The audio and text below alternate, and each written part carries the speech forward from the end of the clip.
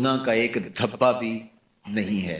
باقی گناہ میرے میں بھی ہے، گناہ آپ میں بھی ہے، لیکن اگر ہم لوگوں کے گناہ اچھالنا شروع کر دیں گے تو ہمارے بھی گناہ اچھالے جائیں گے۔ بالخصوص اگر کسی نے کسی گناہ سے توبہ کر لی اور وہ اس گناہ کو چھوڑ کے نیک بن گیا، اب اگر کوئی بندہ اس کے اس گناہ کا ڈنڈورا پیٹتا ہے تو اللہ جل شانہ مرنے سے پہلے اس کو اس میں مبتلا کرے، یہ اس کی سزا ہوگی۔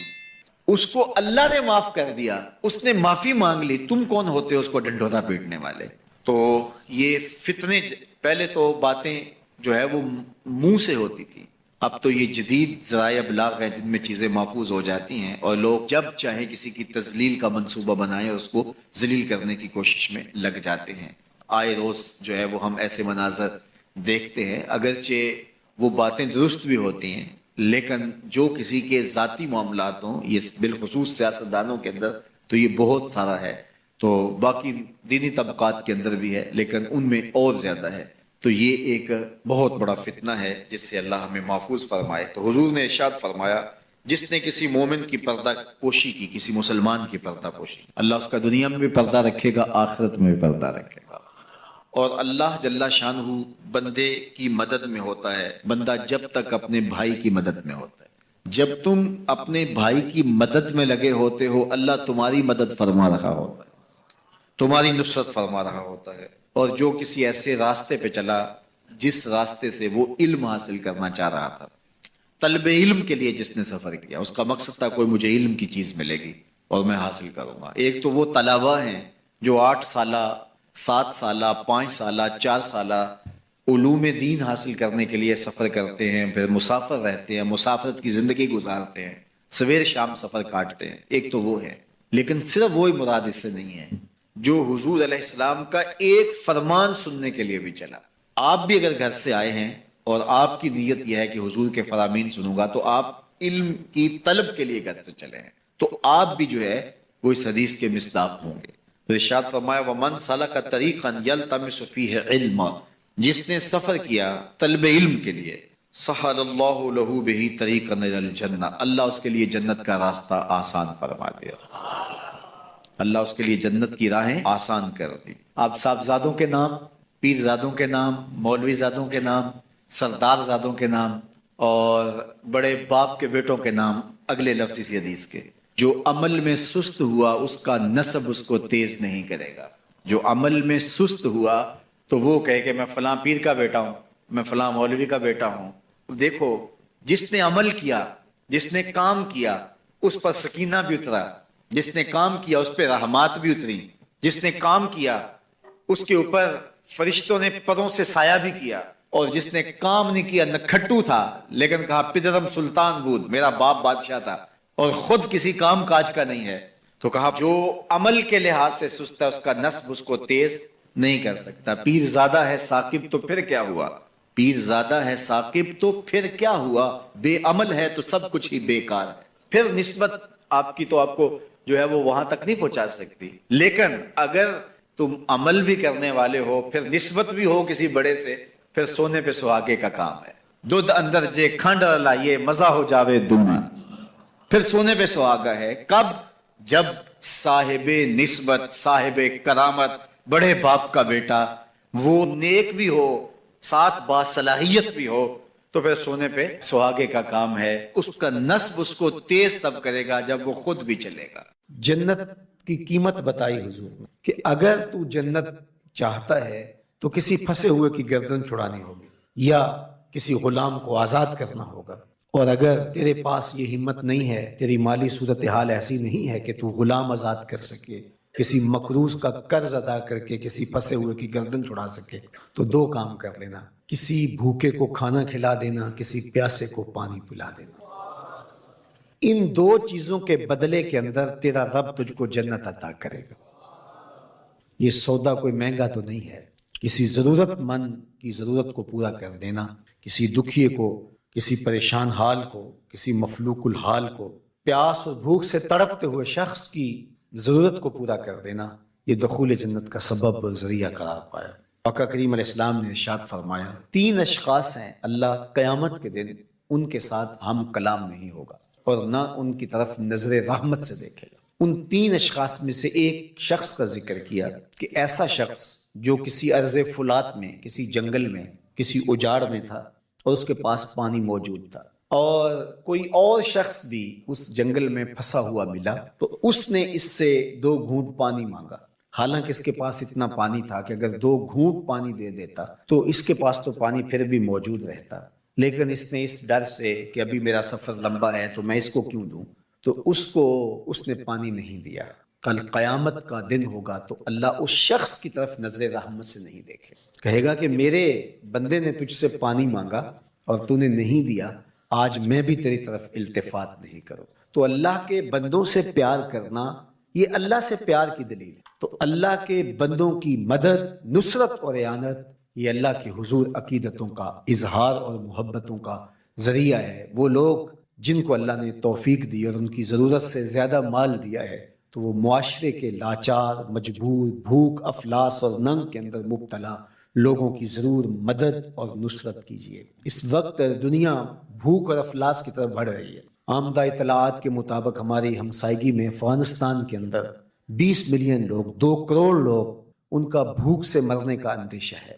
اسی طرح روہنگیا کے اندر زندگی جتنی کٹھن ہے اور جس اذیت میں وہ لوگ زندگی کاٹ رہے ہیں، اسی طرح یمن کے اندر جو کچھ ہو رہا ہے اور شام کے اندر ہم اپنی آنکھوں سے مناظر دیکھیں، 50 لاکھ کے قریب لوگ سخت سردی کے اندر اذیت میں پڑے ہوئے ہیں۔ زیادہ تعداد بچوں کی ہے اور یتیموں کی ہے، بیوگان کی ہے، بوڑھوں کی ہے، مفلوق الحال لوگ جبر مسلسل کی طرح زندگی کے دن کاٹ رہے ہیں۔ ہمارے تھر کے اندر دیکھیے، زندگی کی بنیادی سہولتیں بھی ان کو نصیب نہیں ہیں۔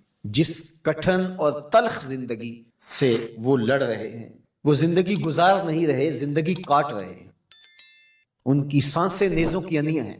اذیت، تکلیف، بھوک، ننگ، افلاس، فاقے، بے چینی، اضطراب، دکھ، محرومیاں، ذرا ان سب بے بس، مجبور اور لاچار لوگوں کا ایک تصور کیجئے، اور ہم اپنے گھروں کے اندر جو آسودہ زندگی بسر کر رہے ہیں، تو کیا ہمارے اوپر لازم نہیں ہے کہ اللہ کا شکر بھی ادا کریں اور ان لوگوں کی مدد کے لیے مقدور بر اپنا کردار بھی ادا کریں۔ اللہ امت مسلمہ پر آسانیاں پیدا فرمائے۔ اگرچہ کوئی کافر ہو، حتیٰ کہ کوئی جانور بھی ہو، بھوک، ننگ اور افلاس میں مبتلا ہو، ہمارا دین اس کی مدد، نصرت، اعانت اور تائید کی ترغیب دیتا ہے۔ ہمارے مذہب کا ہمارے لیے حکم ہے کہ ضرورت مندوں کی ضرورت کو پورا کرو، اس کا مذہب پوچھے بغیر، اس کا مسلک معلوم کیے بغیر، اس کی ذات پوچھے بغیر، اس کی شہریت پوچھے بغیر۔ جہاں بھی افلاس میں، غربت میں، بے چینی اور بدحالی میں کوئی بھی ہو، آپ اس کی مدد کریں، اس کی نصرت کریں۔ حضرت عبداللہ بن سلام رضی اللہ تعالی عنہ فرماتے ہیں، جب میں حضور کی مجلس میں پہنچا تو سب سے پہلے جو میں حضور کی باتیں سنی، حضور کے فرامین سنے، تو وہ یہ تھے: یا ایھا الناس افشوا السلام واطعموا الطعام وصلوا الارحام وصلوا باللیل والناس نیام تدخلوا الجنہ بسلام۔ حضور یہ فرما رہے تھے، اے لوگو، سلام کو پھیلاؤ، کھانا کھلاؤ، صلہ رحمی کرو، جب لوگ سوئے ہوئے ہوں تو مصلی بچھا کے نماز پڑھو تو رب کی جنت کے اندر سلامتی کے ساتھ داخل ہو جاؤ۔ یہ حضور نے جنت میں داخل ہونے کا نصاب دیا۔ سلام پھیلاؤ، ایک دوسرے کی خیر خواہی کرو، السلام علیکم کے کلچر کو فروغ دو، اور خلوص سے، دل سے اپنے مومن بھائی کو سلامتی کی ضمانت فراہم کرو۔ ہم جب کسی کو کہتے ہیں السلام علیکم تو اس کو اپنی جانب سے ضمانت دے رہے ہوتے ہیں کہ میرے بھائی میری جانب سے بے فکر ہو جا، تیری عزت، تیری آبرو، تیرا مال میری جانب سے محفوظ ہے۔ اور وہ جواباً کہتا ہے وعلیکم السلام، اگر تیرے جذبات میرے لیے یہ ہے تو پھر سن لے، میری طرف سے تیری عزت بھی محفوظ ہے، تیری آبرو بھی محفوظ ہے، تیرا مال بھی محفوظ ہے، تیری جان بھی محفوظ ہے۔ تو یہ ایک دوسرے کو ہم ضمانت دیتے ہیں، اور اگر ہم دل سے ضمانت دے رہے ہوں اور وہ بھی جواباً دل سے اس کا جواب دے رہا ہو تو پھر کتنا ستھرا، پاکیزہ اور پر اعتماد معاشرہ تشکیل پائے گا۔ پتہ نہیں لوگ اسلام پر دہشت گردی کی تہمت کیسے لگاتے ہیں۔ اسلام تو ہمیں تعلیم ہی دیتا ہے جب ملو تو السلام علیکم کہو۔ پھر حضور نے فرمایا وَأَطْعِمُوا الطَّعَامَ، لوگوں کو کھانا کھلاؤ۔ آپ کسی کو سلامتی کی ضمانت دے دیں اور پھر اس کو بٹھا کے کھانا کھلائیں تو کتنی خوبصورت معاشرت تشکیل پائے گی۔ اور تیسری بات وَصِلُوا الْأَرْحَامَ، اور صلہ رحمی کرو، جو تمہارے رشتہ دار ہیں ان کے ساتھ حسن سلوک کرو۔ اگر نادانی کی وجہ سے کسی کا رویہ ایسا بھی ہے کہ جو نامناسب ہے لیکن تم سلوک اچھا کرو۔ اب ہمارا تعلق باللہ وہ کیسا ہونا چاہیے؟ جب لوگ سو رہے ہوں تم مصلی بچھا کے نماز پڑھنے لگ جاؤ تاکہ ریاکاری کا امکان بھی مسترد ہو جائے۔ تو یہ 4 کام جب تم کرو گے، رسول کریم نے ارشاد فرمایا تدخل الجنہ بالسلام، جنت میں سلامتی سے داخل ہو جاؤ۔ راستے کے جو مراحل ہیں، جنت کے اندر پہنچنے کے جو مراحل ہیں وہ بھی سلامتی سے طے ہو جائیں گے۔ قبر بھی، حشر بھی، میزان بھی، پلزرات بھی، سارے مراحل آسانی سے طے ہوتے چلے جائیں گے اگر تم یہ 4 کام کر لو۔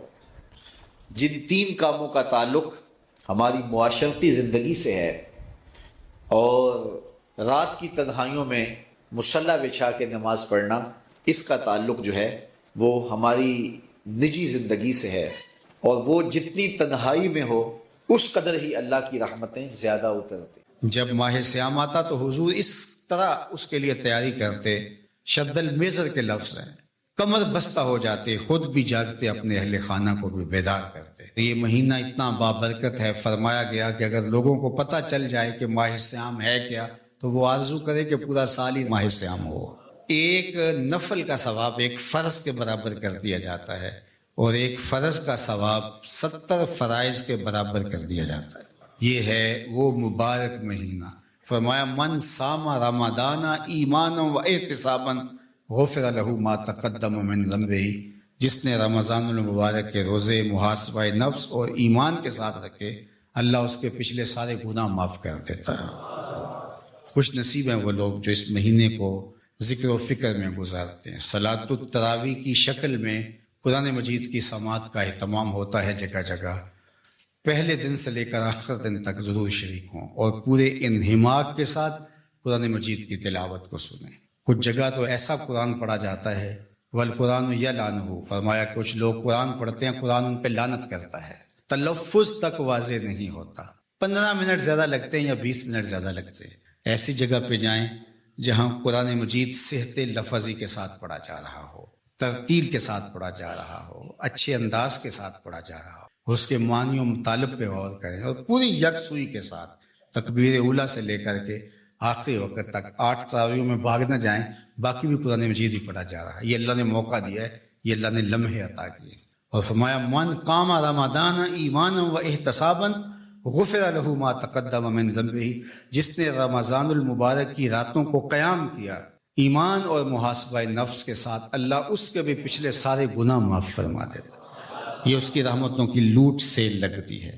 الحمدللہ ادارۃ المصطفیٰ کے اندر ہر سال کی طرح سال بھی ماہ سیام کی مبارک نورانی راتیں قرآن کے نور سے منور رہیں گی اور جگمگاتی رہیں گی۔ یہاں الحمدللہ سحرخیزیاں بھی ہوں گی اور شبینہ بھی ہوگا، صلاۃ التراویح بھی ہوگی، افطار اور سحر کی مبارک گھڑیوں کے اندر آنے والے احباب کے لیے سحری اور افطاری کی ضیافت کا اہتمام بھی ہوگا۔ تو یہاں بڑے ہی سلیقے کے ساتھ حرم کے لہجوں میں قرآن مجید کی تلاوت صلاۃ التراویح میں ہوتی ہے، تو آپ تشریف لائیں اور یہاں ویسے ذکر و فکر کرنے کے لیے رات گزاریں۔ شبینہ کا اہتمام آخری عشرے میں ہوگا تو وہاں آئیں۔ اعتکاف کی شکل ہوتی ہے تو پورے پاکستان سے ہزاروں لوگ آتے ہیں، آپ بھی شامل ہو سکتے ہیں۔ اللہ تعالیٰ جل شانہ اس مرکز کو رمضان المبارک کی رونقوں سے مزید مالا مال فرمائے۔ آپ جہاں جہاں رہیں خیر سے رہیں، اپنے گھر کی صفائی کریں، اپنی مساجد کی صفائی کریں۔ جنت میں نہ کوئی گرد پڑتی ہے اور نہ وہاں کا رنگ روغن میلا ہوتا ہے اور نہ وہاں کوئی فرسودگی آتی ہے، لیکن اس کے باوجود 11 مہینے تک جنت کی صفائی ستھرائی اور زیب و زینت کی جاتی ہے ماہ سیام کی خوش آمدیدی کے لیے. ماہ سیام کے لیے جنت کو سجایا سنوارا جاتا ہے. تو اس لیے آپ بھی اپنے گھروں کو، اگرچہ آپ کے صاف ستھرے گھر ہوں، اپنے گھروں کو اسپیشل 1-2 دن لگا کے تفصیلی صفائی کروائیں، اور بچوں کو یہ شعور دیں کہ یہ اس لیے صفائی ہو رہی ہے کہ اللہ کا مہمان آ رہا ہے. یار کوئی عام سا مہمان ددیال سے ننیال سے آ رہا ہو تو ہم اس کے لیے اہتمام کرتے ہیں، یار ذرا ترتیب اچھی کر لو، کوئی مہمان آ رہے ہیں، عزت والے مہمان آ رہے ہیں. تو رمضان اللہ کا مہمان ہے، تو اس کے لیے اہتمام کیجئے، گھروں کو آراستہ کیجئے، خوشبوئیں سلگائیے، اپنی مساجد کا آراستہ کیجئے. ہم ہر سال رمضان سے قبل اپنے مرکز کی صفائی کرتے ہیں اللہ کے فضل سے، اگرچہ ہم اس کے ماحول کو بہت اچھا رکھا ہوا ہے اس کی توفیق سے، لیکن مزید ماہ سیام میں اس کو بہتر کیا جاتا ہے، خوشبوئیں سلگائی جاتی ہیں، ایک ماحول پیدا ہوتا ہے. تو اگر آپ ہر روز نہ آ سکیں تو کچھ دن ضرور آئیے گا، یہاں کے ماحول کا لطف بھی لیجیے گا. اللہ آپ کو بہتر صلہ اور اجر عطا کرے. سارے نبیوں کی زندگیوں کا مطالعہ کیجئے، ان کو سخت سے سخت، کٹھن سے کٹھن حالات کا مقابلہ کرنا پڑا، اور حالات کی سختیاں انہوں نے گوارا کی، لیکن اٹھنے والے قدم پیچھے نہیں ہٹے، وہ آگے ہی بڑھتے چلے گئے اور عظیمتوں کے سفر طے کرتے گئے. سب سے زیادہ مشکل اور کٹھن حالات میرے اور آپ کے آقا و مولا حضور نبی رحمت صلی اللہ علیہ وآلہ وسلم کو ملے، اور حالات کا جبر حضور کو سہنا پڑا، تلخیاں گوارا کرنی پڑی. پیدا ہوئے تو باپ کا سایہ سر پہ نہیں تھا، 6 سال کی عمر تھی کہ ماں انتقال کر گئی. حضور نے اعلان نبوت کیا تو اپنے ہی مخالف ہو گئے. سب سے پہلا شخص جو کھڑا ہوا اور جس نے بدتمیزی کی وہ رشتے میں سکا چچا لگتا تھا. اس کی بیوی سارا دن جا کے جنگل میں کانٹے جمع کرتی تھی، ام جمیل، اور جن راہوں سے حضور نے گزرنا ہوتا ان راہوں میں بکھیر دیتی کہ پاؤں زخمی ہوں گے اور منزل پہ پہنچ نہیں سکیں گے. لیکن میرے حضور گھر سے نکلتے ہیں، ان کانٹوں سے بچ کے گزرتے ہیں، اور ان گڑوں سے بچ کے گزرتے ہیں، اور پھر بھی ان تک پہنچ جاتے ہیں. کھود لیے گڑے، بچھا لیے کانٹے، آ گیا ہوں تمہارے پاس، پیغام حق لے. عقبہ بن ابی معیط حضور کے گلے میں کپڑا ڈال کے تو دیتا ہے. حضور کے گھر کے سامنے کوڑا پھینک جاتے ہیں، اجنیاں حضور علیہ السلام کے بدن میں حالت سجدہ میں ڈال دی جاتی ہیں. اور یہ وہی ایام ہیں کہ حضور کا شفیق چچا کفار کی ریشہ دوانیاں بڑھتی ہیں تو بولتے ہیں کل ما اجبتا، میرے بھتیجے جو تمہارے من میں آتا ہے کہو، میں جو ہوں تمہاری پشت پہ کھڑا ہوں میں. ان کا بھی انتقال ہو جاتا ہے، جناب ابو طالب بھی انتقال کر جاتے ہیں. ایک ایسی ہستی جو حضور پہ جان نچھاور کرتی ہیں، اور کوئی بھی تکلیف ہوتی ہے تو حضور ان سے بات کرتے ہیں تو دل کا بوجھ ہلکا ہوتا ہے. وہ ہے زوجہ رسول سیدہ خدیجہ الکبریٰ رضی اللہ تعالی عنہا. نزول وحی کے بعد جب حضور کی طبیعت پر ایک گرانی آتی ہے تو وہ خدیجہ الکبریٰ ہی تھی جو کہتی ہیں کہ کلا واللہ ما یخزیک اللہ ابدا، حضور آپ پریشان نہیں ہوں، آپ کا رب آپ کو کبھی بھی تنہا نہیں چھوڑے گا اور آپ کو پریشان نہیں ہونے دے گا، اس لیے کہ آپ دکھیوں کے کام آتے ہیں، ضرورت مندوں کی ضرورتیں پوری کرتے ہیں، اور جن کا کوئی کمانے والا نہیں آپ اس کی مدد کے لیے کھڑے ہوتے ہیں، یتیموں کا سہارا ہیں اور بیواؤں کا آسرا ہیں. آپ کا رب آپ کو کبھی بھی پریشان نہیں ہونے دے گا. سیدہ خدیجہ الکبریٰ کا بھی انتقال ہو جاتا ہے، جو ہر مشکل وقت میں ڈھارس بندھاتی تھی. پشت پہ سایہ بن کے نگہبانی کا فریضہ انجام دینے والے چچا بھی انتقال کر جاتے ہیں. عقبہ بن ابی معیط کی بدتمیزیاں بڑھ جاتی ہیں، راہوں میں کانٹے بچھتے چلے جاتے ہیں، گڑے کھودے چلے جاتے ہیں. ادھر حضور کے غلاموں کو پکڑ کے چوراہوں میں لٹا کر کے کوڑے مارے جاتے ہیں، چکیاں پسوائی جاتی ہیں. حضور گزرتے ہیں تو عمار ابن یاسر کے خاندان کے ساتھ تکلیفوں کے پہاڑ ٹوٹے ہوئے ہیں. حضرت سمیہ رضی اللہ تعالی عنہا جو حضرت عمار ابن یاسر کی والدہ ہیں، ان کو مکے کے ایک چوک کے اندر ابو جہل نیزہ مار کے شہید کرتا ہے. حضرت یاسر شہید کر دیے گئے. بلال حبشی چکی پیستے ہیں اور بدن میں ان کے میخیں ٹھوکی جاتی ہیں. عجیب عالم ہے. اپنے بھی مخالف، سکا چچا راستہ روک کے کھڑے ہو جاتا ہے، اوجریاں پھینکی جاتی ہیں، کانٹے بکھیرے جاتے ہیں۔ طائف گئے تو ان کا رویہ اتنا شرمناک اور اتنا دردناک تھا کہ اس کی تلخیاں بھولتی نہیں ہیں۔ اللہ کے محبوب ایک دن حرم میں آئے اور وہی ام ہانی کے گھر جو حرم کے بالکل قریب تھا رک گئے۔ فرماتے آنا بین النوم والیقظہ، میں نہ تو ابھی سویا تھا نہ ابھی جاگ رہا تھا، میری درمیانی کیفیت تھی۔ تو فرماتے ہیں کہ میں اپنی چچا زاد بہن ام ہانی کے گھر میں تھا کہ جبریل براق لے کے آ گئے اور آ کے سندیسہ دیتے ہیں ان اللہ اشتاق الی لقائک یا رسول اللہ، محبوب زمانے کے دکھوں نے آپ کو گھیر لیا اور تکلیفیں حد سے تجاوز کر گئی ہیں۔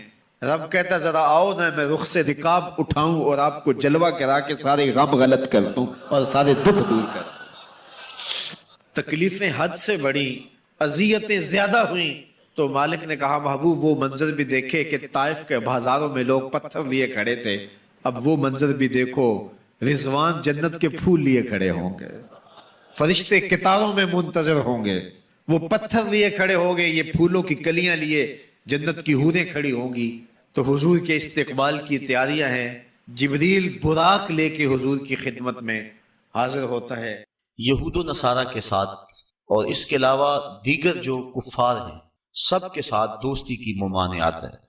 ایک ہے معاملات اور ایک ہے موالات۔ کفار کے ساتھ معاملات جائز ہیں لیکن موالات جائز نہیں، دوستی جائز نہیں۔ جو مرتدین ہیں ان کے ساتھ موالات بھی جائز نہیں ہیں اور معاملات بھی جائز نہیں ہیں۔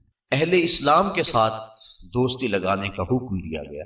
حضور علیہ السلام نے ارشاد فرمایا المرء علی دین خلیلہ فلینظر من یخالل، ہر شخص اپنے دوست کے دین پہ ہوتا ہے تو اسے دوستی لگانے سے قبل دیکھ لینا چاہیے وہ کس سے دوستی لگا رہا ہے۔ اور ایک دوسری حدیث کے بابرکت کلمات ہیں التمس الجار قبل الدار والرفیق قبل الطریق، گھر خریدنے سے پہلے ہم سایہ دیکھ لو اور سفر کرنے سے پہلے ہم سفر دیکھ لو۔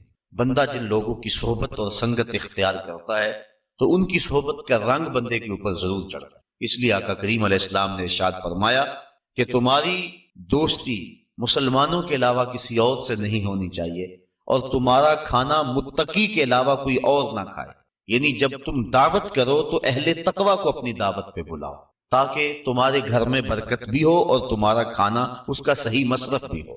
آج میں اور آپ اپنے آپ کو دیکھ سکتے ہیں کہ ہم کہاں کھڑے ہیں۔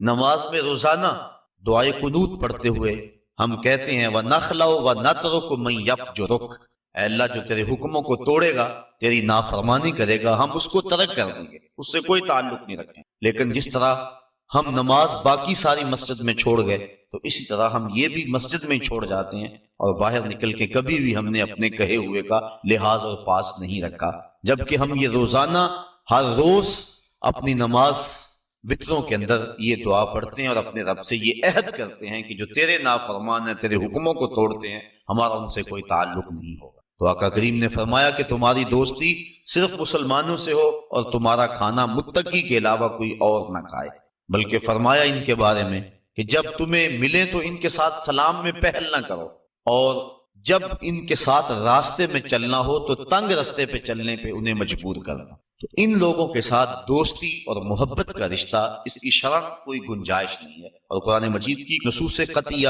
اس پہ موجود ہیں۔ اسلام نے اپنے ماننے والوں کو اس بات کی ترغیب دی کہ ان سے دور رہو، کہیں ان کی صحبت کا رنگ تمہیں نہ چڑھ جائے، بلکہ ان کی نفرت کی ترغیب دلائی۔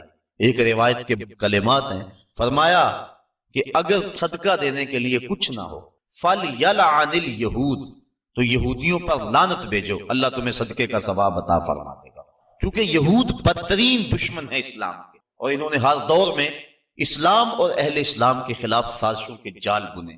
کابل سے کندھار تک، قلعہ جنگی سے دشت لیلا تک، تورا بورا سے تکریت تک، موصل سے بغداد تک، جاوا کے ساحل سے لے کر رباط کے کوچہ و بازار تک، القدس سے کشمیر تک، نیل سے کاشغر تک، پوری دنیا کے اوپر اہل اسلام کے اوپر ظلم کی جو سیارات پھیلی ہے، ذرا دیکھیے کہ اس کے اسباب کیا ہیں۔ یہود و ہنود کا اور یہود و نصارہ کا گٹھ جوڑ اور انہوں نے مسلمانوں کے لیے عرصہ حیات تنگ کر دیا، اور اس وقت ہم جس حالت میں ہیں کسی سے مخفی نہیں۔ ہمارے ساتھ جو کچھ ہوا، جو کچھ ہو رہا ہے اور جو کچھ ہونے والا ہے، کھول کر آنکھیں میرے آئینہ گفتار میں آنے والے دور کی دھندلی سی ایک تصویر دیکھ۔ جو کچھ ہوا اس کا پیش منظر اگر دیکھیں پس منظر کے حوالے سے تو وہ بڑا بھیانک اور خطرناک ہے۔ ہماری شاہ کاٹی گئی، اور جب سارا خون بہ گیا تو وہاں پٹرول بھرا گیا۔ جب پھیپھڑے پٹرول سے بھر گئے تو ان لاشوں کو آگ دی گئی، اور جب وہ اچھلتے تھے رقص سے بسمل کے تماشے کرتے تھے تو امریکی ہنڈے کہہ لگاتے تھے۔ یہ کل کی کہانی ہے۔ شبرغان کی طرف جانے والے کنٹینروں کے اندر کس قدر طالبان بھر دیے گئے اور انہیں ایک گھونٹ بھی پانی کا نہ دیا گیا، اور بتاتے ہیں کہ جب پیاس کی شدت ہوئی تو وہ ایک دوسرے کا پسینہ چاٹتے تھے، اور جب شبرغان جا کے کنٹینر کھولے گئے تو 3 یا 4 افراد کے علاوہ باقی سارے جو سینکڑوں کی تعداد میں تھے وہ موت کی گھاٹ اتر چکے تھے۔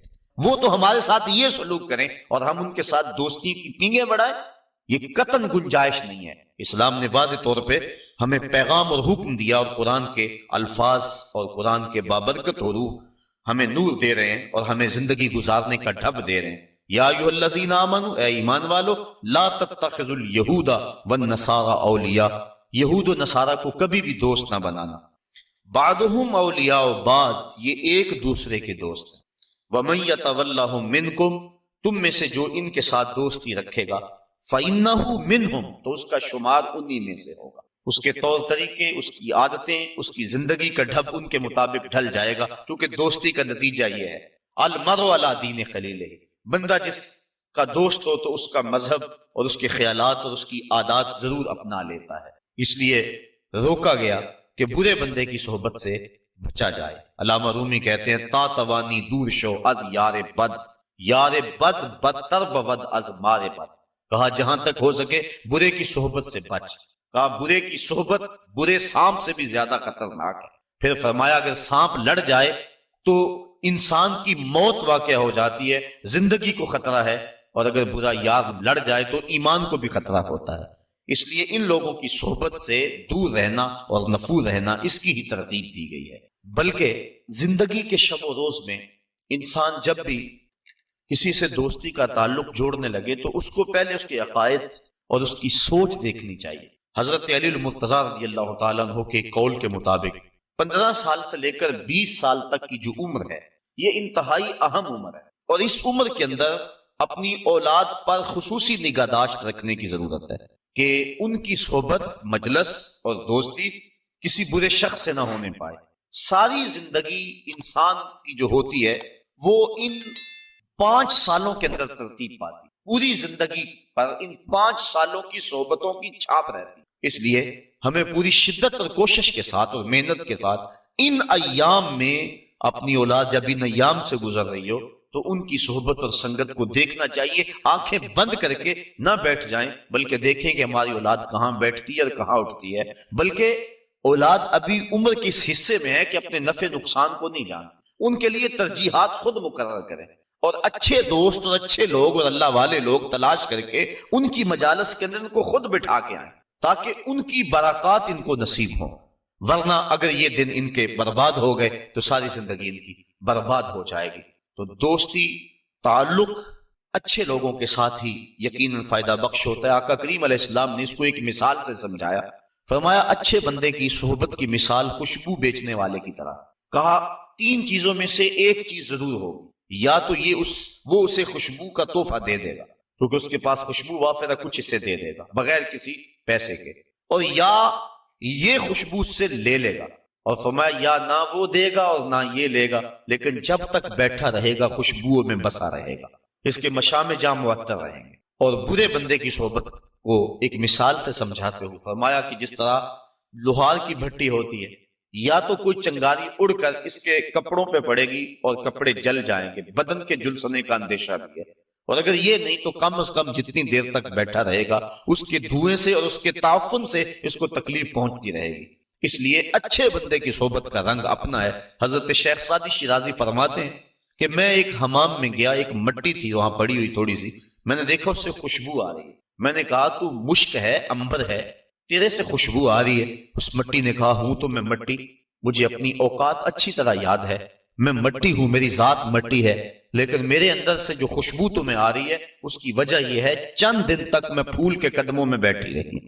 جمال ہم نشیں در من اثر کر وگرنہ من ہما خاکم کے ہستم، میرے ہم نشیں کا جمال میرے اندر سرایت کر گیا، اثر کر گیا، ورنہ مجھے اچھی طرح یاد ہے کہ میری اوقات کیا ہے اور میں ہوں مٹی ہی، لیکن پھول کی صحبت نے مجھے یہ چمک اور یہ روشنی اور یہ اجالے دے دیے کہ میں آج جو ہے وہ خوشبو دے رہی ہوں۔ تو اچھے بندے کی صحبت یقیناً بندے کو اچھا کرتی ہے۔ صحبت سالے تورا سالے کنند، صحبت تالے تورا تالے کنند۔ تو یہود و نصارہ کی صحبت یقیناً مسلمانوں کا سب کچھ لوٹ لے، اس لیے منع فرمایا خبردار ان کے قریب نہ بیٹھنا، ان سے دوستی نہ لگانا۔ ہاں ان سے کاروبار کرنا جائز ہے، لیکن ایک ایک لمحہ تمہارے ذہن میں یہ بات ہونی چاہیے کہ ہم ان کے دشمن ہیں اور یہ ہمارے دشمن۔ اگر یہ بات رہے گی تو ان کی صحبت بد کے اثرات ظاہر نہیں ہوں گے، لیکن اگر دوستی کا رنگ چڑھنے لگے گا ان ملاقاتوں کو تو نتیجتاً یہ ہے کہ دین ایمان سب کچھ برباد ہو جانے کا اندیشہ ہے۔ اس لیے منع فرما دیا کہ ان سے دوستی نہ لگانا، بے شک جس نے ان سے دوستی لگائی وہ انہی میں سے شمار ہوگا، بے شک اللہ تعالیٰ ظالم قوم کو ہدایت نہیں عطا کرتا۔ فَتَرَى الَّذِينَ فِي قُلُوبِهِم مَّرَضٌ يُسَارِعُونَ فِيهِم، وہ لوگ جن کے دلوں میں بیماری ہے، نفاق کی بیماری، یسارعون فیہم، وہ ان کی دوستی میں سرعت کرتے ہیں، جلدی کرتے، بھاگ بھاگ کر ان سے تعلق جوڑنا چاہتے ہیں، ان کی کوشش ہوتی ہے کہ ہمارا ان سے دوستی کا رشتہ جڑ جائے۔ کون لوگ؟ جن کے دل میں نفاق کی بیماری موجود ہے۔ اب اگر ان سے کہا جائے کہ میاں ان سے دوستی کیوں لگا رہے تو ان کے دلائل ہوتے ہیں۔ یقولون، کہتے ہیں، نخشا ان تصیبنا دائرہ، ہم اس لیے ان سے دوستی لگا رہے ہیں کہ کسی آنے والی مصیبت سے بچ جائیں، ہمارے اوپر کوئی آزمائش نہ آ جائے، کوئی گردش نہ آ جائے۔ اگر ہم نے ان سے دوستی نہ لگائی تو ہمیں خطرہ ہے اپنی معیشت کا، ہمیں خطرہ ہے اپنے حالات کا، دنیا کی منڈی میں ہم تنہا رہ جائیں گے، ہمارا سماجی بائیکاٹ کر دیا جائے گا، ہم پتھر کے زمانے میں دھکیل دیے جائیں گے۔ اس طرح کے دلائل تراشتے ہیں اور کہتے ہیں کہ ہم اس لیے دوستی لگاتے ہیں، نقشہ، ہم ڈرے، ان تصیبنا دائرہ، کہ ہمیں کوئی گردش نہ آ لے۔ فَعَسَى اللَّهُ أَن يَأْتِيَ بِالْفَتْحِ أَوْ أَمْرٍ مِّنْ عِندِهِ فَيُصْبِحُوا عَلَىٰ مَا أَسَرُّوا فِي أَنفُسِهِمْ نَادِمِينَ۔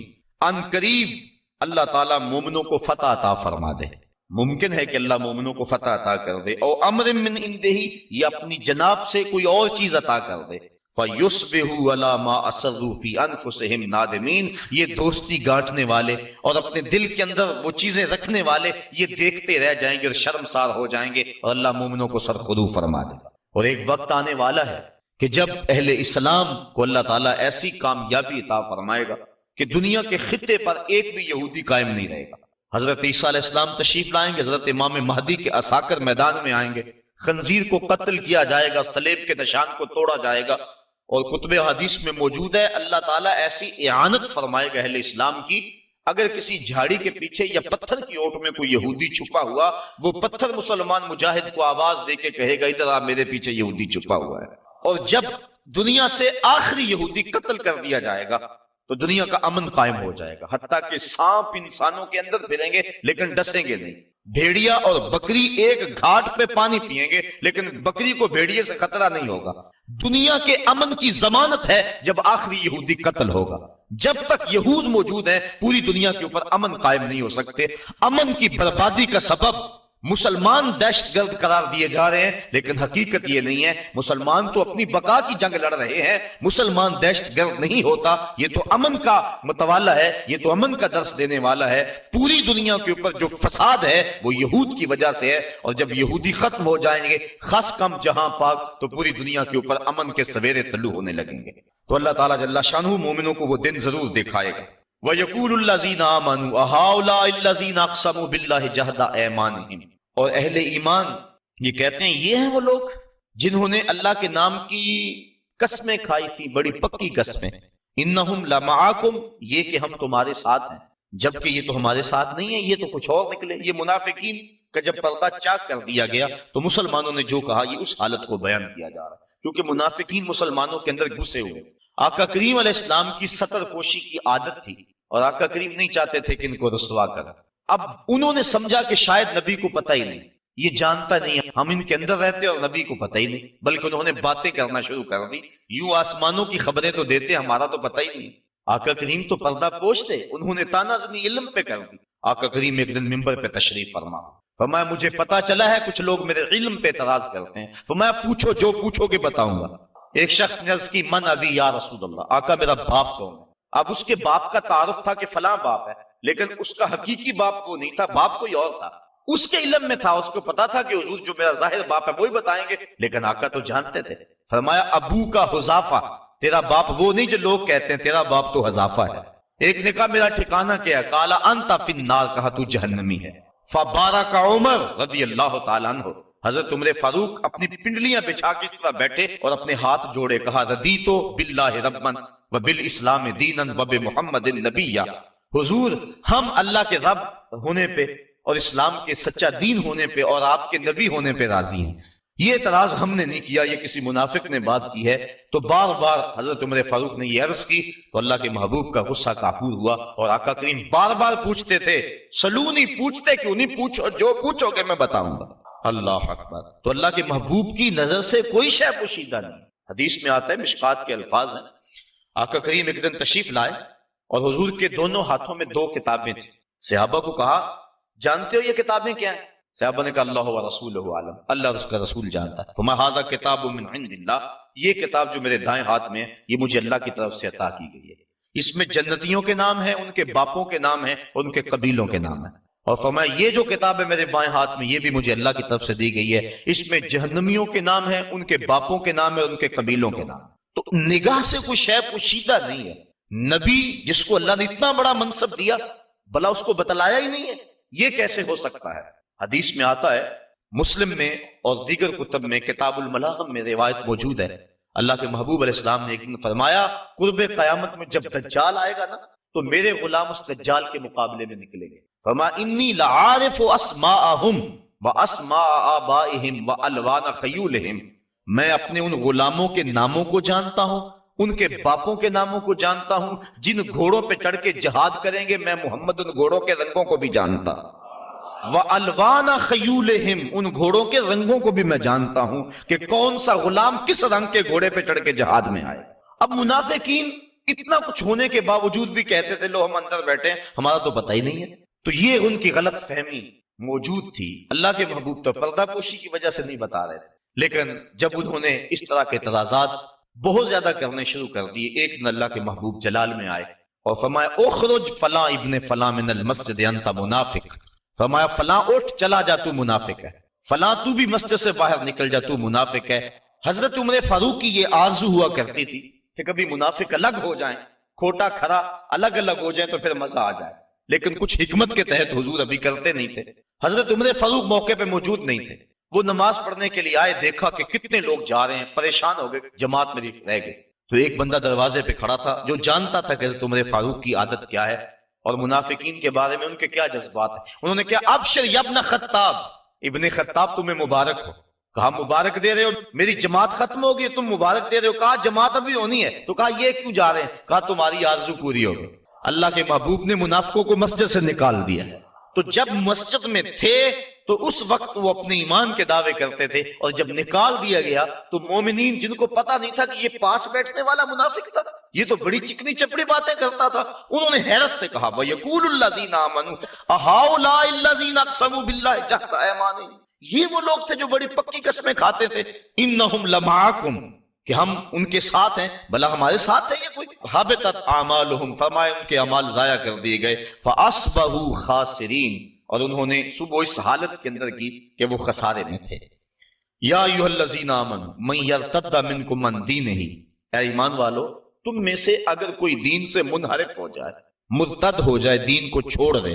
یہود و نصارہ کی دوستی کے بعد اس بات کو بیان کیا، چونکہ برے لوگوں کی جب صحبت ہوگی تو اس کا رنگ ہوگا، تو کہیں ایسا نہ ہو کہ ان لوگوں کی دوستی کے نتیجے کے اندر تم ارتداد کی طرف چل پڑو، اور اگر تم ارتداد کی طرف چل پڑو تو کیا تمہارے رب کو پرواہ ہوگی؟ اب ارشاد فرمایا جا رہا ہے یا ایھا الذین آمنوا، اے ایمان والو، من یرتد منکم عن دینہ، تم میں سے اگر کوئی اپنے دین سے منحرف ہو جائے، فسوف یاتی اللہ بقوم، اللہ کو اس کی کوئی پرواہ نہیں ہے کہ اگر کوئی مرتد ہوتا ہے، بلکہ فسوف، ان قریب، یاتی اللہ بقوم، اللہ ایسی قوم لائے گا، یحبہم و یحبونہ، جس قوم سے اللہ پیار کرتا ہے اور اللہ سے وہ قوم پیار کرتی ہے، ایسی قوم تمہارے جگہ لے آئے گا جو اللہ سے پیار کرنے والی ہے۔ قل ان کنتم تحبون اللہ فاتبعونی یحببکم اللہ، ارشاد فرمایا گیا اگر تم اللہ سے پیار کرتے ہو، اب محبوب کہہ دو کہ میری اتباع کرو، جب میری اتباع کرو گے تو اللہ تم سے پیار کرے گا۔ وہاں یہ ہے بندے کا پیار مقدم اور مالک کا پیار بندے کے ساتھ، اس کو مؤخر بیان کیا گیا، لیکن یہاں فرمایا گیا کہ ایسی قوم لائے گا کہ جس سے اللہ پیار کرتا ہے، جب اللہ پیار کرتا ہے تو وہ قوم بھی پیار کرتی، یعنی اللہ کے پیار کو مقدم رکھا گیا۔ اور حقیقت بھی یہ ہے، عشق اول در دل معشوق پیدا می شود، محبت پہلے محبوب کے دل میں پیدا ہوتی ہے، جب اللہ پیار کرتا ہے تو بندے پیار کرتے ہیں۔ حضرت حسن بصری رضی اللہ تعالیٰ عنہ فرمانے لگے جلدی جلدی مصلی بچھاؤ، میرا رب مجھے یاد کر رہا ہے تو میں بھی چاہتا ہوں کہ میں اسے یاد کروں۔ تو کہا مریدین نے حضرت آپ کو کیسے پتا ہے کہ آپ کا رب آپ کو یاد کر رہا ہے؟ کہا میرے دل میں اس کی یاد آ رہی ہے، تو وہ یاد کر رہا ہے تو مجھے یاد آ رہی ہے۔ تو پہلے وہ پیار کرتا ہے تو پھر بندہ پیار کرتا ہے، اگر وہ پیار کرے تو پھر یقیناً بندے کے دل میں اس کے لیے محبتوں کے جذبات موجزن ہوتے ہیں۔ حضرت داتا گنج بخش علی حجویری کشف المعجوب میں لکھتے ہیں کہ یہ جو روایت ہے کہ جس نے توبہ کی اس کو اللہ نے بخش دیا، کہا یہ بھی ٹھیک، لیکن بعض صوفیہ فرماتے ہیں کہ یہ بھی ٹھیک کہ جس نے توبہ کی اسے بخش دیا گیا۔ صوفیہ فرماتے ہیں اصل بات یہ بھی ہے کہ جس کو بخشنا تھا اللہ نے اسے توبہ کا راستہ دکھا دیا۔ ایک یہ ہے جس نے توبہ کی اسے بخش دیا گیا، اور دوسرا یہ ہے جس کو بخشنا تھا اس کو توبہ کا دروازہ دکھا دیا۔ اس لیے اللہ جس سے محبت کرتا ہے تو وہ اللہ سے پیار کرتا ہے۔ تو یہ توفیق مل جانا کہ بندہ جو ہے وہ اللہ کی یاد میں بیٹھے، تو سمجھو کہ ہمارا رب ہمارے اس بیٹھنے کو قبول کر رہا ہے۔ وہ کیا کسی نے کہا نا میری توفیق بھی تیرے کرم کا صدقہ، یہ قدم اٹھتے نہیں اٹھائے جاتے۔ تو اللہ اگر اپنی یاد کی کسی کو توفیق دے دے تو یقیناً یہ اس کی کرم نوازی۔ آگے فرمایا اذلۃ علی المؤمنین اعزۃ علی الکافرین، ان کی ایک نشانی تو یہ ہے کہ اللہ ان سے پیار کرتا ہے اور وہ اللہ سے پیار کرتے ہیں۔ دوسری نشانی اذلۃ علی المؤمنین اعزۃ علی الکافرین، وہ مومنوں پر نرم ہیں اور کافروں پہ سخت ہیں۔ ایسی قوم پیدا کرے گا جو کافروں پر سخت ہوگی اور مومنوں پہ نرم ہوگی۔ ہو حلقہ یاراں تو بریشم کی طرح نرم، رزق میں حق و باطل ہو تو فولاد ہے مومن۔ یہ مومن کی خصوصیت ہے کہ کافر کے مقابلے میں وہ سختی دکھاتا ہے۔ اگر مومن کافر کے مقابلے میں نرمی دکھانے لگ جائے تو اس کے روب ختم ہو جاتے ہیں اور ہوا اکھڑ جاتی ہے۔ اس لیے ہمیشہ وہ کافر کے مقابلے میں سختی کے ساتھ ڈٹا رہتا ہے۔ اس وقت اس کو حالت قیام کا درس دیا گیا، لیکن جب اپنے مومن بھائیوں سے ملے تو اس کی حالت پھر انتہائی نرم ہوتی ہے۔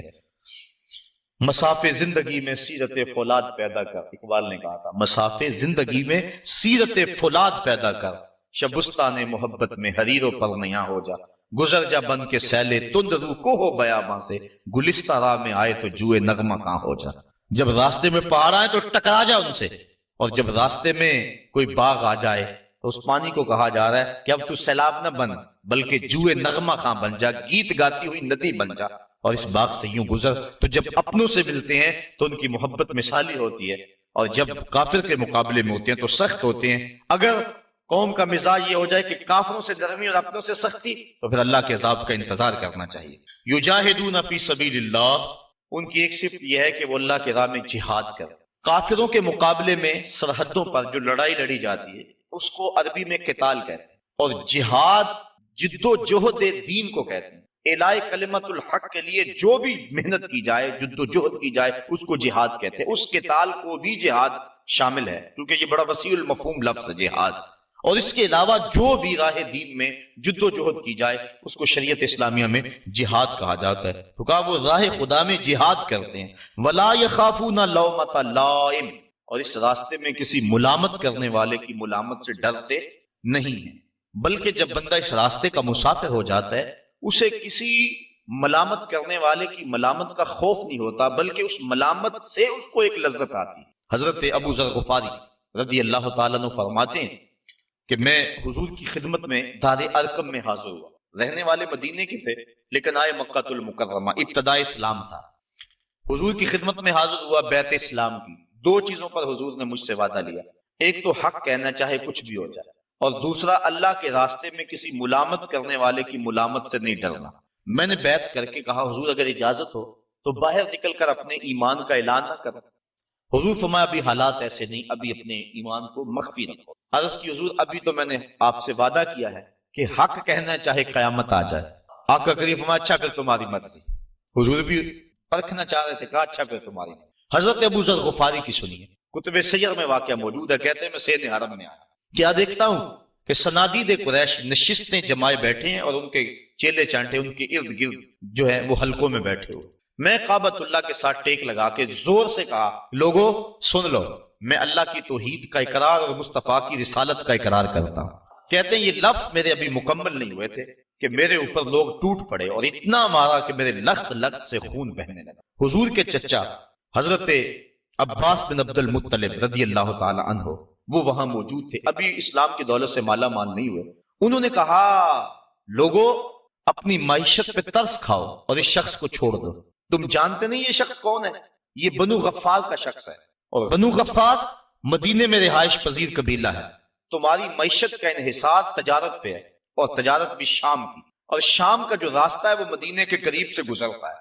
اگر تم نے اس شخص کو قتل کر دیا تو تمہارے شام کی طرف جانے والے قافلے غیر محفوظ ہو جائیں اور تمہاری معیشت جو ہے وہ کمزور پڑ جائے گی. اس پہ رحم نہ کرو، اپنی معیشت پہ ترس کھاؤ، اسے چھوڑ دو. لوگوں کے ذہن میں یہ دلیل سمجھ میں آئی، لوگوں کے نے قبول کیا اور کہتے ہیں مجھے چھوڑ دی. اب سنیے لفظ حضرت ابو ذر غفاری کہتے ہیں میں نے آب زمزم سے زخموں کو دھویا، ایک چادر لی، سین حرم میں لیٹ گیا رات گزارنے کے لیے، لیکن ساری رات گزر گئی مجھے نیند نہ آئی. کیوں نیند نہ آئی؟ کہ زخم زیادہ تھے، درد ہو رہا تھا. یقیناً یہ بات بھی ہوگی، لیکن حضرت ابو ذر غفاری کے نیند نہ آنے کا سبب خود بیان کرتے ہیں. کہا مار کھانے میں اتنا مزہ آیا تھا کہ میرا جی چاہتا تھا دوبارہ دن چڑھے، وہ پھر آئے اور پھر میں اعلان کروں، اور جو حال میرے ساتھ کل ہوا تھا دوبارہ پھر ہو. وہ مزہ دیا تڑپ نے میری آرزو ہے یارب، میرے دونوں پہلوؤں میں دل بے قرار ہوتا. ایک پہلو میں دل ہے تو اتنا لطف آ رہا ہے، اگر دونوں پہلوؤں میں دل ہوتا تو کیا کیفیت ہوتی. کہا ساری رات انتظار میں گزر گئی اور جی چاہتا تھا کہ دوبارہ دن چڑھے اور پھر اپنی مسجدوں پہ آئیں اور پھر میں توحید کا غلغلہ بلند کروں اور پھر وہ میرے اوپر ٹوٹ پڑے، یہ زخم دوبارہ آئیں اور اس تکلیف سے جو لذت مجھے کل ملی تھی پھر دوبارہ ملے. کہا پھر جب صبح ہوئی اور وہ آ کے بیٹھ گئے، میں نے دوبارہ کھڑے ہو کے وہی اعلان کیا اور میرے اوپر ٹوٹ پڑے. پھر مزاحم ہوئے حضور کے چچا، اور اگلے دن پھر رات میری بڑی مشکل گزری اور میں یہ انتظار کرتا رہا دن چڑھے تو پھر توحید کا اعلان کروں. تو وہ اللہ والے جو لوگ ہیں، اگر ان کو اس راستے میں کوئی تکلیف پہنچتی ہے یا کوئی ملامت کرتا ہے تو جب وہ جم جاتے ہیں دین پہ اور روح دین ان کو نصیب ہو جاتی ہے تو اس ملامت سے ڈرتے نہیں ہیں، بلکہ اس ملامت کرنے والے کی ملامت کی پرواہ کیے بغیر اپنے سفر کو جاری رکھتے ہیں. مار کھانے کے باوجود، تکلیفیں اٹھانے کے باوجود، ملامتیں سہنے کے باوجود حق پہ جمع رہنا اور یہ دولتیں مل جانا، یہ کیا انسان کے بس کا روگ ہے؟ کہا نہیں، ذالک فضل اللہ یؤتیہ من یشاء، یہ اللہ کا فضل ہے، جسے چاہے عطا فرما دے، جسے چاہے کرم نوازی فرما دے. واللہ واسع علیم، اللہ تعالیٰ وسعت والا اور علم والا ہے. اب انسان کو منع کر دیا یہود و نصارہ سے دوستی نہیں کرنی، جو اللہ کے دشمن ان سے دوستی نہیں کرنی. آگے منع کر دیا کہ اہل کتاب سے بھی دوستی نہیں رکھنی، کفار سے بھی دوستی نہیں رکھنی. انسان تو معاشرتی حیوان ہے، کسی سے دوستی ہوگی تو زندگی گزرے گی. جب دوستی ان سب کی دوستی سے ممانعت کر دی گئی تو پھر یاری کس سے لگائے، دوستی کس سے لگائے؟ ویسے تو بندہ جی نہیں سکتا، اکیلا تو رہ نہیں سکتا. کہا آؤ بتائیں کس سے دوستی لگانی. انما ولیکم اللہ ورسولہ، بے شک تمہارا دوست اللہ اور اس کا رسول ہے. آؤ ان سے دوستی کا ناتا جوڑ لو. دنیا داروں سے دوستی لگاؤ گے، بعد میں بے وفائی کا زخم اپنے سینے پہ لے کر روتے رہو گے کہ ہم جن کے لیے مرے تھے وہ وضو کرتے رہے اور جنازہ بھی نہ پڑا. پھر کیا کچھ کہتے پھرو گے. آؤ ان سے دوستی لگاؤ جو دنیا پر بھی اور آخرت پر بھی وفا کی ریت کو نبھاتے ہیں. انما ولیکم اللہ، بے شک تمہارا دوست اللہ ہے، ورسولہ، اور اس کا رسول ہے، والذین آمنوا الذین یقیمون الصلاۃ، اور وہ اہل ایمان ہیں جو نماز پڑھتے ہیں، نماز قائم کرتے ہیں، ویؤتون الزکوٰۃ، اور زکوٰۃ ادا کرتے ہیں، وہم راکعون، اور ان کے دل اللہ کے حضور جھکے ہوئے. وہ ہیں تمہارے دوست اور ان سے دوستی تمہیں نفع دے گی. ومن یتول اللہ ورسولہ، اور جو اللہ اور اس کے رسول سے دوستی لگائے، والذین آمنوا، اور اہل ایمان سے دوستی لگائے، فإن حزب اللہ هم الغالبون، بے شک اللہ کا گروہ ہی غالب ہے اور غلبہ اسی کے پاس ہے اور وہی غلبہ دینے والا ہے. تو اہل اسلام کو ان کو راہ عمل دی گئی اور بتایا گیا تم نے کس سمت پہ چلنا ہے. کہیں غلط فہمی میں اپنا سب کچھ برباد نہ کر بیٹھیں۔ اسلام نے ان کو راہ عمل دے دیا کہ غلبہ تو اسلام کے پاس ہی ہے اور حق ہی غالب رہتا ہے۔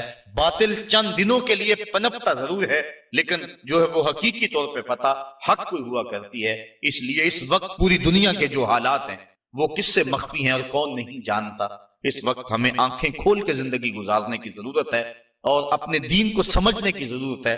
ہمیں قرآن مجید کے احکامات کو سمجھنے کی ضرورت ہے اور دیکھنے کی ضرورت ہے کہ ہم کس طرح اپنی زندگی کے شب و روز گزاریں جس سے ہمارا رب ہم پہ راضی ہو جائے، ورنہ ایسا نہ ہو کہ زندگی برباد کر کے بیٹھ جائیں۔ 4 دن کی زندگی ہے، اس کو شریعت اور مصطفیٰ کریم علیہ الصلوۃ والسلام کے جو طریقے ہیں ان کے مطابق گزارنے کی کوشش کریں۔ کار ما آخر شدو آخر زما کار نشد، مشت خاک ما غبارے کوچہ یار نشد، و آخر دعوانا ان الحمد للہ رب العالمین۔ جب صلح حدیبیہ کا معاہدہ ہو گیا تھا تو یہ 10 سال کے لیے جنگ بندی کا معاہدہ تھا کچھ شرائط پہ، تو اس کے بعد پھر مسلمان بھی کفار کی جانب سے جو آئے روز کی لڑائیاں تھیں ان سے فارغ ہوئے اور مختلف بادشاہوں کو خطوط لکھنے لگے، وفود بھیجنے لگے۔ ادھر عرب بھی کھلم کھلا تجارت کرنے لگے۔ تو کیسر روم ہیراکل یہاں آیا ہوا تھا۔ یہ شام علاقہ تھا اس وقت سلطنت روم کا، جسے رومن امپائر کہتے ہیں، اس کا حصہ تھا اس وقت شام۔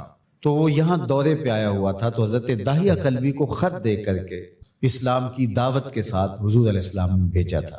اس کو پتہ چلا کہ میری طرف ایک نامہ بر پیغام لے کر آیا ہے، تو اس نے خط وصول کرنے سے قبل معلومات لینا چاہی اور کہا کہ کوئی شخص عرب کا آیا ہو حجاز کا تو اسے بلا کے لاؤ تاکہ ہم پہلے معلومات لے لیں۔ تو ابو سفیان ابھی اسلام قبول نہیں کیا تھا انہوں نے، تو وہ تاجرانہ غرض سے شام میں موجود تھے، تو انہیں بادشاہ کے ہاں پیش کر دیا گیا۔ تو کیسے روم نے ان سے کچھ سوال کیے تھے اور کہا تھا کہ تم درست جواب دو گے، اور ان کے ساتھی کھڑے کر دیے تھے کہ اگر درست جواب نہ دیں تو آپ ٹوک دینا۔ تو ان سے جو سوال پوچھے گئے انہوں نے وہ درست جواب دیے۔ وہ ایک قصہ طویل ہے، لیکن اس واقعہ میں سے ایک چیز جو یہاں حضرت امام بخاری نے، امام مسلم نے اپنی اسناد کے ساتھ روایت کی ہے۔ اس نے سوال کرتے ہوئے کہا فماذا یامرکم، وہ تمہیں کیا حکم دیتے ہیں؟ ابو سفیان کہتے ہیں کہ میں نے کہا کہ وہ کہتے ہیں اعبدوا اللہ وحدہ ولا تشرکوا بہ شیئا، صرف اللہ کی عبادت کرو اور اس کا کسی کو شریک نہ ٹھہراؤ۔ وَاتْرُكُوا مَا يَقُولُ آبَاؤُكُمْ، اور جو تمہارے آباء و اجداد کہتے ہیں اس کو ترک کر دو، وہ بت اور وہ سب کچھ ختم۔ اور وہ ہمیں نماز کا حکم دیتے ہیں، وَالصِّدْقِ، اور سچ بولنے کا حکم دیتے ہیں، وَالْعَفَافِ، اور پاک دامن رہنے کی تلقین کرتے ہیں، وَالصِّلَةِ، اور رشتہ داروں کے ساتھ اچھا سلوک کرنے کا حکم دیتے ہیں۔ تو حضور علیہ السلام کی بنیادی تعلیمات، ان میں سچ کو اختیار کرنے کی تلقین فرمائی گئی۔ پھر وہ اس نے جب سنا تو اس نے کہا یہ علامتیں جو آپ نے بتائی ہیں اور جس طرح کی تعلیم یہ دے رہے ہیں، یہ سچے نبی کی ہی علامت ہو سکتی ہے۔ تو ہمارے دین نے ہمیں سچ بولنے کی تلقین کی، سچائی کے ساتھ کاروبار کرنے کی تلقین کی، ایک دوسرے کے ساتھ معاملات میں، رویوں میں، طرز زندگی میں، انداز معاشرت میں ہمیں سچ کو اختیار کرنے کی تلقین کی، اور گواہی دیتے ہوئے، حلف اٹھاتے ہوئے، کسی معاملے کے اندر بات کرتے ہوئے، حتیٰ کہ مزاح میں کلام کرتے ہوئے بھی ہمیں جھوٹ بولنے سے روکا گیا، منع کیا گیا، اور ہمیں شدت سے اس بات کی تاکید فرمائی گئی کہ تمہاری زندگی سچائی کے ساتھ جڑی ہونی چاہیے، اس لیے کہ یہ طمانیت قلب کا ذریعہ ہے، سکون باطن کا سبب ہے، اور اندر کے عدم اضطراب کا ذریعہ ہے۔ اور اگر جھوٹ بولو گے تو جھوٹ تمہاری طبیعت کے اندر بے قراری، بے چینی، اضطراب اور اضطرار پیدا کرے گا، اور تم کبھی بھی سکون آور زندگی نہیں پا سکو گے۔ تو جھوٹ کی زندگی ہمیشہ بے چینی کی زندگی ہوتی ہے، سچ کی زندگی جو ہے وہ ہمیشہ قرار اور تسکین کی زندگی ہوتی ہے۔ آسمان سے بارش برستی ہے، لیکن اس کا فائدہ آسمان کو نہیں ہوتا، اس کا فائدہ زمین کو ہوتا ہے۔ زمین سے سبزہ اگتا ہے، اور وہ سبزہ زمین کے لیے نفع بخش نہیں ہے، وہ زمین کے باسیوں کے لیے نفع بخش ہے۔